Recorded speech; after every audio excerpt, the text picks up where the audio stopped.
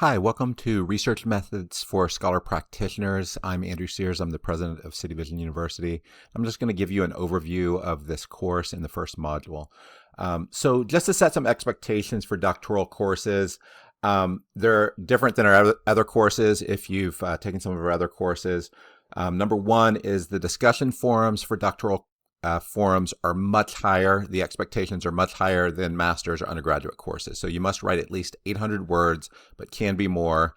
I would say that you need to be focused on this to put in the effort equivalent to a minor paper. So if you post like you say you're a master's student and you post like you did in the master's, you're probably going to get a C at least. So you need to focus on it because there's a lot of questions that are fairly complex. And the goal of that is, we would have written these as minor papers, but we want you to learn from each other, is the idea behind these. Now, one of the challenges is to really gain mastery in a doctoral course. It's likely to be the most intellectually demanding course that you've ever taken, especially this course. So in many ways, what I'm trying to do in this course, it's like I'm putting up the frame of a house. And you can see all the studs for the frame, but you're going to need to fill in a lot of the rest as you learn. Materials mastery, you're going to need to read and watch the materials to gain mastery. Now, here's the key thing is our courses are highly customized. So not only are we doing Christian integration, but we're doing integration for a lot of our ministries. Partners are serving the poor or the addicted. So what I'm essentially doing is I'm writing a book, but instead of putting it into a book, it would take a lot more work. I'm putting a lot of effort into creating lectures. And these lectures, the core lectures are the equivalent of textbooks for the course. Now, a lot of students, they spend a lot of time reading the textbook and things along those lines. You need to spend a lot of time on these core lectures because they are going to relate to your projects. And it's not the type of thing that you can, watch while you're driving and gain mastery over. In many cases, it may require watching twice, pausing, doing research on key concepts. If I start to talk about all these philosophical concepts and you've never heard of them, you're going to need to pause and do a little bit more research. If you skip significant materials in the course, especially like core lectures, you're likely going to have a difficult time passing your doctoral project, especially in this course.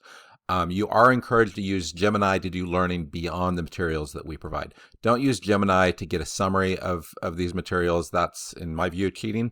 But go through the materials and then use Gemini to go beyond what we're using. So another thing is gaining fluency in AI research and AI prompt engineering. So you're encouraged to use complex, well-written prompts to conduct 20 to 40 deep research reports per course as you find topics of interest. And these can build towards your project. So one of the things I would advise you in doing is often I'm going to create highly customized articles using Gemini. Look at the prompts that I'm using and learn to kind of reverse engineer those because a lot of those prompts could be templates that you could use in designing some of your courses, or not courses, some of the research for your doctoral project. And ultimately, the goal is to become more fluent in AI research, or the term being used is AI prompt engineering, by doing a lot of AI research. So you got to do this a lot. A lot of what we're teaching you is skill based. So I'll show you a video. It's like video of riding a bike, but you have to go ride the bike a bunch yourself. So it's the same thing with AI prompt engineering. You need to do that a lot throughout this program. So the other thing that's different about our doctoral courses, a lot of our core courses, or most of our core courses, you're going to be following a 2-week module timeline. Our undergraduate and master's programs have assignments each week, but we want to allow more flexibility. So the way that the timeline works is the first 4 days of each module, you need to be reading and watching all the material related to the first discussion. And if I were taking the course, what I would do is I would read the first discussion to start off. This is outcomes-based learning. So read the first discussion, then read all the material that relates to that. And so on the first Thursday, so that's day 4, you need to submit your first discussion forum. And then the first Sunday, you're going to need to submit your replies to your first discussion forum. And days 4 through 11, you're going to be reading and watching all remaining material, and you need to start working on your major project. If you wait until halfway through the second week, these projects are beast. So you're going to need to put a good amount of work into them. So we're giving you 2 weeks to work on these major projects. So you know, if I were doing it, I'd start, you know, looking at it on day one for each module. And then on the second Thursday, so that's day 11, you're going to submit your second discussion forum post. And then the second Sunday, your major project is due, and you're going to submit replies to, sorry, that's going to be the second discussion forum. Now, having said all that, the 2-week module format applies to a lot of the doctoral core courses, but some of them, about a third, are going to follow a weekly format. Some courses may have multiple assignments or projects, including some that may be due on the first Sunday. So just pay attention. But generally, this is what we're trying to do across the courses.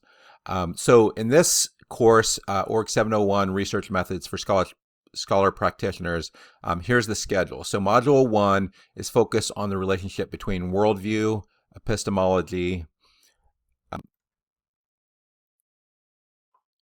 so worldview, epistemology, culture, research methods.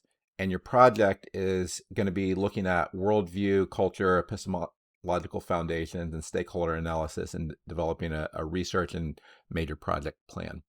In Module 2, what you're going to be doing is we're going to be going a deep dive on action research, how to do ideation, how to do domain mapping, and AI research tools. So this is going to be much more of a brainstorming.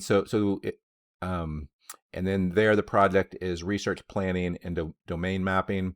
And then in Module 3, you're going to be focusing on communities of practice and developing an interpersonal research plan. And so that is the project, is a community of practice and interpersonal research plan. And Module 4 is going to be writing an academic literature review. So, and that's going to be a literature review of one domain. So, you know, this course is extremely dense, and you should view it as a survey of topics that you will need to do self-study and practice throughout your doctoral program to fully gain mastery. So, for example, Module 1 in weeks 1 and 2, the material I'm covering just in that module often would be covered in an entire course on, you know, philosophy of science. So I'm giving you an overview of that. You don't have to have the mastery that you would need for if you took a philosophy of science course, but you need to understand the basics. Now, going into this course, one of the key ideas behind this course is the difference between explicit, implicit, and tacit knowledge. So, you know, the what of knowledge is explicit knowledge, and then the how of knowledge is implicit knowledge, and the why of knowledge is tacit knowledge. So another way of framing that, and you know, the way this typically works is in academia, what you see is you see the tip of the iceberg, but what goes below the iceberg is really what makes organizations work. That's what's going to make you get selected to become CEO of a company, or it's going to make your, if you're starting up an organization, it's all these things that's going to make, you know, determine your success. Just gaining the knowledge, the explicit knowledge is just, you know, what is much more obvious. So now to unpack that, so explicit knowledge is knowledge that is easily articulated, codified, and shared. So it's documents, manuals, procedures, a lot of textbooks, training and shared best practices.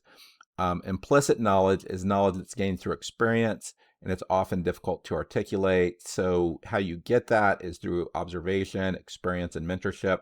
So a lot of what we're going to emphasize in your research plan, like if you want to become an executive director, you need to actually do some fundraising, because all executive directors have to bring in money, and you're going to have to do those things, and you're going to have to gain the experience with that. We can give you the knowledge, but you're actually going to have to find ways that you can incorporate that.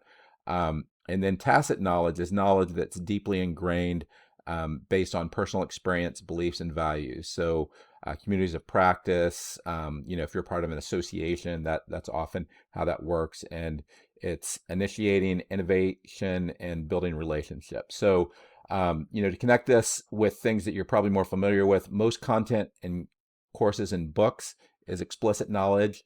Implicit knowledge really is skills and wisdom at work. So that, you know, star CEO of a nonprofit ministry, what makes them so good at what they do?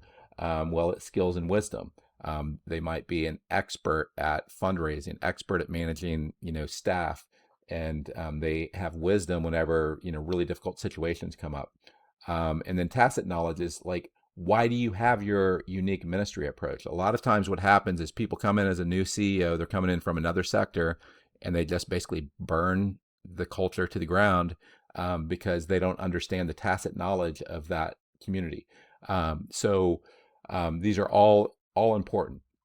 Um, so putting this into our action research pyramid, and we'll unpack this in other lectures in the course, but the idea is, you know, in this course, we're going to be doing a lot of AI research, and we cover that in the ORG700 doctoral orientation and research method. So a lot of the things we're training you in that. Then you have highly cited, peer-reviewed articles and authoritative books. This is traditional research, and you're looking for the most authoritative material to help you gain mastery of a domain or field. But a lot of the stuff that you want to learn is going to be tacit expertise. So you're looking for top values aligned experts already doing what you aspire to do. And you need to do your homework and as you reach out to them. And then you're also looking for the top organizations. So if you're trying to level up your organization, what are your model organizations, and how do you get documents from them, their strategic plan, their fundraising plan, their business plan. So this course, that's basically the idea of behind what we're trying to train you in this course. Now, Project One, the main idea, or one of the main ideas behind Project One, is you're basically creating a high level research plan where you're trying to determine what portion of your research is going to be at each of these levels. So that's what Project One in this course is going to be about. And that's, assessing how much is going to be interpersonal knowledge, implicit and tacit, and explicit knowledge. And then Project Two is really an AI-based project, and you're going to be doing domain mapping. And then Project Three is focused on interpersonal research plan. So it's really, how are you going to do research on this top portion of the action research pyramid? And Project Four in this course is a literature review in one domain. So the literature review is focused pretty much exclusively on highly cited, peer-reviewed articles and authoritative books. So this is an outline of the course. And we've explained earlier in ORG 700 that we follow what's called a spiral curriculum. And the idea of this course is it's following a spiral curriculum. So Project One is a 30,000 view plan, and it's a kind of a big picture research allocation, explicit versus interpersonal, Christian versus secular. And you go from that into Project Two, and that's more of a 10,000 foot view plan. So, how you do domain mapping for explicit knowledge. So here you're going to say, okay, here's the big picture topic, and here you're basically trying to draw your first tier map. And here you're creating a first tier map. So this is domain mapping for explicit knowledge, and this is how you're going to do interpersonal research for implicit and tacit knowledge.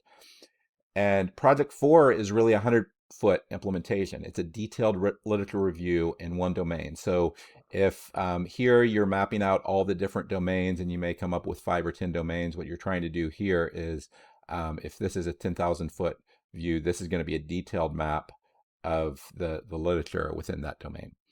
Now, one of the key frameworks that we're using in Project One of this course is thinking through your organizational stakeholder maps. And so we have a 2x2 grid here, and the idea is the horizontal axis is your communication norms, and you have, what are the norms? Is it most scientific and only using peer-reviewed research, or is it more popular and pragmatic? And you're going to look at your stakeholders and assess, what is important for them. Now, the other dimension, the vertical dimension, is Christian versus secular. And what we're going to ask you to do in Project One is you're going to map out your stakeholders, and you're going to have different stakeholders. You might have staff, and you might have funders, and different things out there. And the idea is the size of the circle is going to relate to how important that stakeholder is to you. And then you're going to use this as a guide to create kind of the big picture of what it is that you're looking to do. And part of what you're going to do is you're going to start off with your current communication competency. So let's say you're really good at doing pragmatic teaching for Christians. Well, if you feel like your organization is limited because you want to engage a lot more with the city and secular stakeholders, you're going to need to increase your ability to communicate with them. So Part of what you're going to be doing in that is you're going to start with your current communication competency, if you're going to draw that as a map, and then you're going to articulate what you want your future communication competency to be. Now, project 2 is going to be research project brainstorming and domain mapping. And the idea is you're going to get different domains. So say, your doctoral program, you just want to improve, say you're a director of programs and you just want the effectiveness of your programs to be better. And say you're at a gospel rescue mission. So you might have one domain that is aftercare and relapse prevention. Another domain is going to be partnerships, and how you have a comprehensive continuum of care to serve your clients. And then another domain might be case management and counseling practices. Another domain might be Christian integration, on all these things. And the idea is you're trying to get a high level map on these. So now what project 4 in this course is going to be is it's going to be a detailed literature review on one domain. Whereas your doctoral project is going to be one aspect of your doctoral project will be to complete a comprehensive literature review across all domains. So the idea behind this is, as you're going through these steps, you're going to be applying the action research method. So you plan, you act, you observe, and you reflect. So as you go through this course, what we want you to be doing is to follow the spiral curriculum and try to improve and iterate on what you're doing. So as you go through, you're going to get this high level, then you're going to implement it, or you're going to reflect on that. And throughout this, what we want you to be doing is, and in this course is doing that. But going from this course into other courses, how this is going to work is this course you're doing really your first high level plan. Now, we don't want you to stick with this plan, because at best you might get 50% of your plan right in this course. More likely you're going to get somewhere between 10 and 30%. So as you go to the next course in the sequence is innovation networks, thought leadership, and movement building. And what this course really is about is it's how you're going to refine your interpersonal research plan for tacit and implicit learning. So most of our students and most of our partners, tacit and implicit learning is the primary things that's going to determine their success. So that's why we put so much emphasis on this. And you're going to implement the first portion of your interpersonal research plan. And at the end of the day, the quality of your research is going to be the quality of your network of experts that you compile.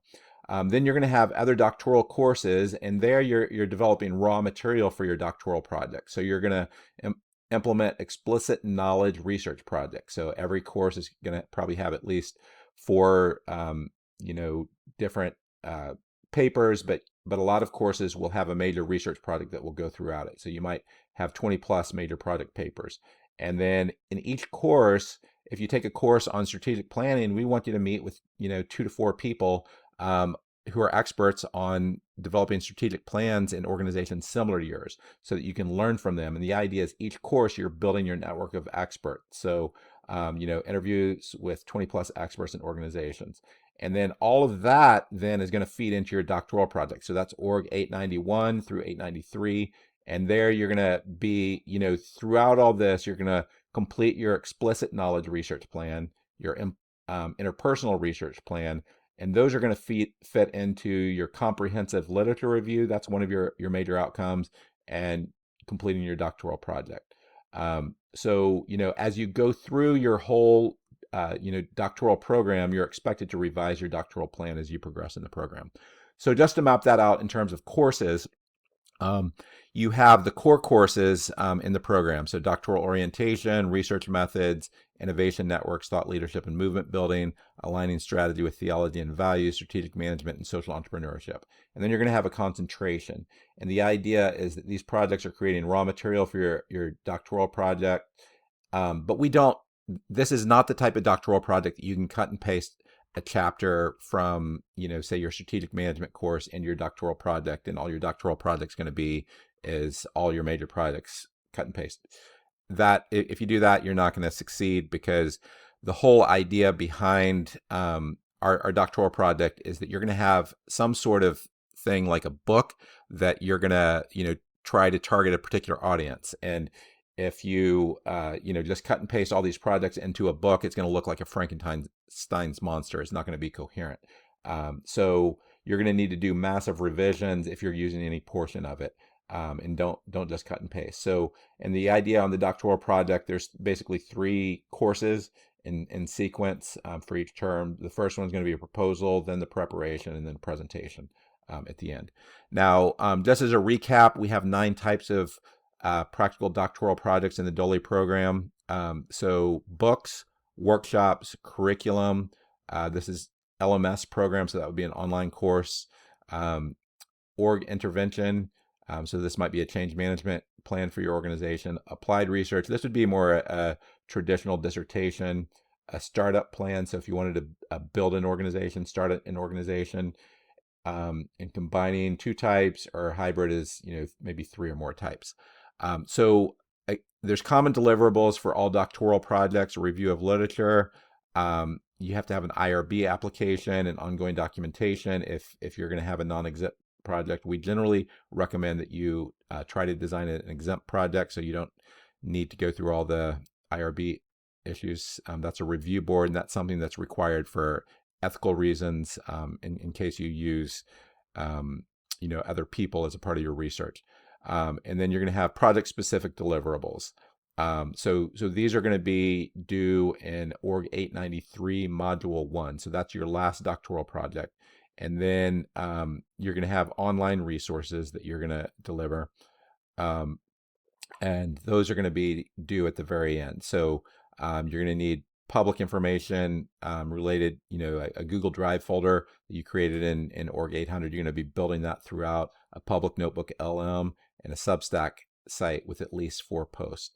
And the idea is that you're going to be building this throughout your program. So hopefully this helps you understand how this course fits into the bigger picture. And, a big part of this course is to help you get oriented to the overall program. So if you have any questions, please ask your instructor. Thanks.